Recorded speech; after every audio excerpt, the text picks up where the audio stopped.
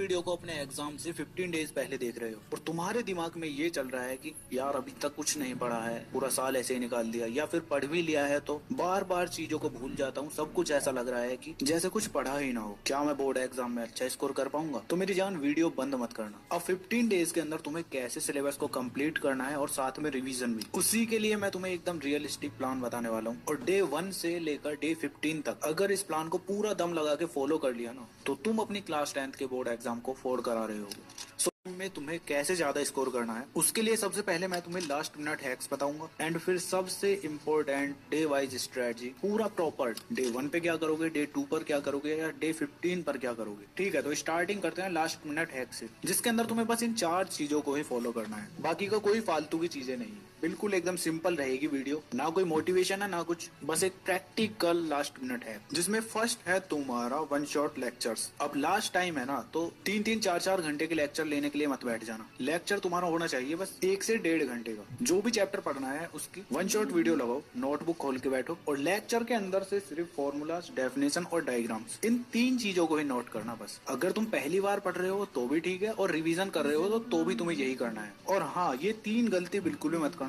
एक तो बेड पे लेट के मत पढ़ना, एक वीडियो को 2x पर मत देखना, और थर्ड कमेंट बिल्कुल भी मत पढ़ना, उससे तुम्हारा ही टाइम वेस्ट होगा। ठीक है, तो फर्स्ट हैक तुम्हारा यही था। सेकंड हैक है तुम्हारा एनसीईआरटी एग्जांपल्स। लास्ट टाइम पर सबसे ज्यादा इंपॉर्टेंट है ये भी, बिकॉज एनसीईआरटी एग्जांपल से मैथ्स के डायरेक्ट सिमिलर क्वेश्चंस आते हैं तुम्हारे, साइंस के न्यूमेरिकल्स प्लस थ्योरी लाइंस, और एसएसटी के सेम लैंग्वेज के आंसर्स। मतलब एनसीईआरटी एग्जांपल्स तुमने लगा लिए ना, तो 60% क्वेश्चंस तो तुम्हारे ऐसे ही सॉल्व हो जाएंगे। ठीक है, इसके बाद थर्ड हैक है तुम्हारा स्टेप मेकिंग आंसर्स। अब तुम्हें अपने बोर्ड एग्जाम के आंसर शीट को एकदम ब्लैंक नहीं छोड़ना है अगर तुम्हें क्वेश्चंस नहीं आते तो। अब आंसर्स को लिखने का तरीका तुम्हें कैसे पता चलेगा, वो तुम पीवाईक्यूज और सैंपल क्वेश्चन पेपर्स की हेल्प से अच्छे से पता लगा लोगे। तो उसके लिए तुम ले रहे होगे पीडब्ल्यू का ये real feel sample papers solutions. ये तुम्हारा new pattern as per CBSE sample question paper है। इसके अंदर तुम्हारे chapter wise weightage and trend analysis, जो कि सीबीएसई के पास्ट 5 इयर्स के पेपर्स का है, वो तुम्हें मिल रहा होगा। साथ में CBSE board exam 2026 2 exam decoded, उसके साथ साथ तुम्हें ओएमआर सीट मिल रही होगी। कैसे उसको फिल करना है सब कुछ इसके अंदर तुम्हें इंस्ट्रक्शंस मिल रहे होंगे। फिर तुम्हारा एग्जाम रेडी आंसरिंग टेम्पलेट्स भी तुम्हें इसके अंदर मिलेंगे, जो कि तुम्हारे बोर्ड एग्जाम में फुल मार्क्स स्कोर करने में हेल्प करा रहे होंगे। और फिर उसके बाद आएंगे तुम्हारे सैंपल क्वेश्चन पेपर सेट, और उन सेट्स को सॉल्व करने के लिए, उनका आंसर लिखने के लिए तुम्हें ये इस टाइप की बुकलेट मिलेंगी जो तुम्हारी बोर्ड एग्जाम में आती है, सेम टू सेम वही। मतलब जब तुम प्रैक्टिस करोगे तो सेम टू सेम तुम्हें ऐसा फील आएगा जैसे तुम बोर्ड एग्जाम दे रहे हो। जब ही तो इसका नाम रियल फील रखा गया है। तो देख लो कितना कुछ इनके अंदर मिल रहा है। तुम्हें करना कुछ नहीं है, लिंक मैं तुम्हें डिस्क्रिप्शन में या फिर पिंड कमेंट में दे दूंगा, वहां से जाके बाय कर लेना। नहीं तो डायरेक्ट पीडब्ल्यू स्टोर से बाय कर दो तो मेरा ये कूपन कोड LRN150 यूज कर लेना, तुम्हें कुछ % का डिस्काउंट मिल जाएगा। स्टेप मेकिंग तुम्हारा इजिली पीवाईक्यू और सैंपल क्वेश्चन पेपर की हेल्प से हो जाएगा। एग्जाम्पल साइंस और एसएसटी के लिए तुम्हें सबसे पहले हेडिंग या डेफिनेशन लिखनी होती है, उसके बाद तुम्हें पॉइंट वाइज एक्सप्लेनेशन लिखनी होती है, उसके बाद तुम्हारे एग्जाम्पल्स और डायग्राम्स आते हैं, और फिर उसके बाद आता है कंक्लूजन लाइन। बस इतना करोगे ना, एसएसटी और साइंस के लिए तुम्हारा आंसर रेडी हो जाएगा। ऐसे मैथ्स के लिए तुम्हें गिवन लिखना है, जो क्वेश्चन में दिया गया है वो लिख सकते हो, उसके बाद फॉर्मूला, उसके बाद सब्सटीट्यूशन,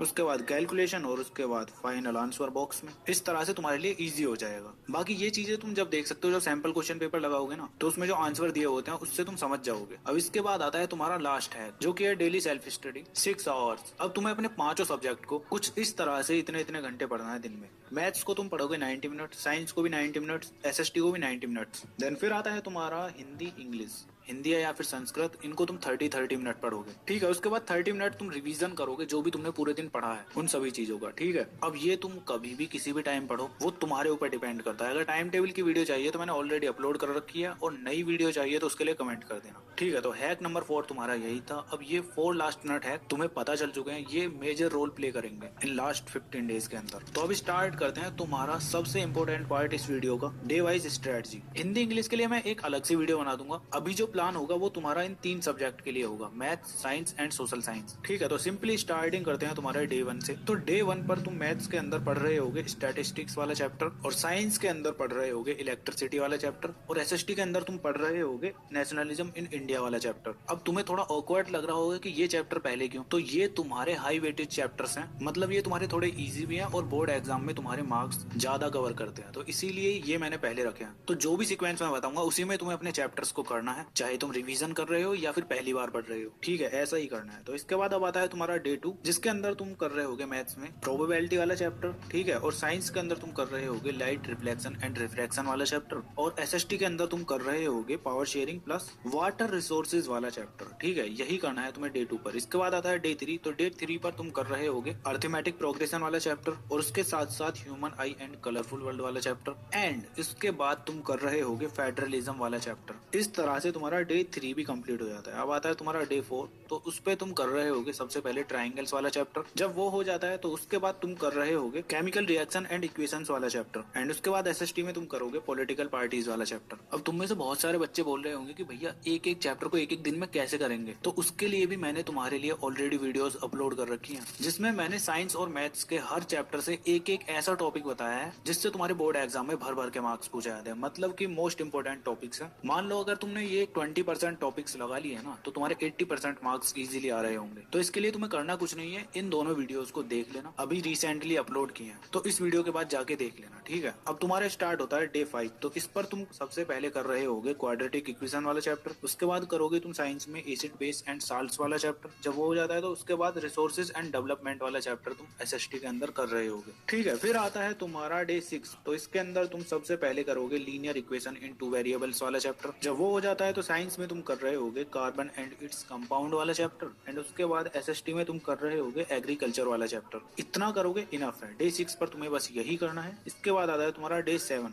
जिसके अंदर सबसे पहले तुम करोगे रियल नंबर्स वाला चैप्टर, उसके बाद लाइफ प्रोसेसेस वाला चैप्टर, एंड देन उसके बाद तुम कर रहे होगे सेक्टर ऑफ इंडियन इकोनॉमी वाला चैप्टर। तो मैथ, साइंस और एसएसटी के लिए तुम्हें यही करना है डे 7 पर। और हाँ, जो भी मैं तुम्हें बताता जा रहा हूँ ना, या तो उसका स्क्रीनशॉट ले लो या फिर नोटबुक लेकर बैठ जाओ और डायरेक्ट लिखते रहो इन चीजों को। 15 डेज के अंदर गेम ओवर कर देना क्लास 10th का, समझ रहे हो ना। ठीक है, तो इसके बाद स्टार्ट होता है तुम्हारा डे 8, जिसमें मैथ्स के अंदर तुम करोगे पॉलिनोमियल्स वाला चैप्टर, साइंस के अंदर तुम कर रहे होगे कंट्रोल एंड कोऑर्डिनेशन वाला चैप्टर, एसएसटी में तुम करोगे मैन्युफैक्चरिंग इंडस्ट्रीज वाला चैप्टर। बस इतना ही करना है। उसके बाद आता है तुम्हारा डे 9, जिसके अंदर तुम ट्रिग्नोमेट्रिक आइडेंटिटीज वाला चैप्टर करोगे, मतलब इंट्रोडक्शन ऑफ ट्रिग्नोमेट्री वाला चैप्टर, और उसके साथ साथ तुम कर रहे होगे how do organisms reproduce. Science के अंदर तुम्हें ये वाला चैप्टर करना है, और उसके बाद तुम एसएसटी में कर रहे होगे जेंडर, रिलीजन एंड कास्ट वाला चैप्टर, और इस तरह से तुम्हारा डे 9 कंप्लीट हो जाएगा। फिर आता है तुम्हारा डे 10, जिसके अंदर तुम हाइट एंड डिस्टेंस वाला चैप्टर करोगे, जो कि तुम्हारा एप्लीकेशन ऑफ ट्रिग्नोमेट्री वाला चैप्टर है। ठीक है, उसके बाद साइंस के अंदर तुम कर रहे होगे magnetic effect of electric current, और एसएसटी के अंदर तुम कर रहे होगे मनी एंड क्रेडिट वाला चैप्टर प्लस ग्लोबलाइजेशन वाला चैप्टर। ठीक है, इस तरह से तुम्हारा डे 10 भी कंप्लीट हो जाएगा। फिर आता है डे 11, इस पर तुम कर रहे होगे मैथ्स के अंदर सर्कल्स वाला चैप्टर, साइंस में मेटल्स एंड नॉन मेटल्स वाला चैप्टर, और साइंस में मिनरल एंड एनर्जी रिसोर्सेज वाला चैप्टर। ठीक है, इस तरह से तुम्हारा डे 11 भी कंप्लीट हो जाएगा। अब डे 12 पर तुम सरफेस एरिया एंड वॉल्यूम वाला चैप्टर करोगे मैथ्स के अंदर, साइंस के अंदर तुम करोगे अवर एनवायरमेंट वाला चैप्टर, जो कि बहुत ही इजी है। ठीक है, एंड एसएसटी के अंदर तुम कर रहे होगे the rise of nationalism in Europe. ठीक है, इस तरह से तुम्हारा डे 12 भी कंप्लीट हो जाएगा। अब आता है तुम्हारा डे 13,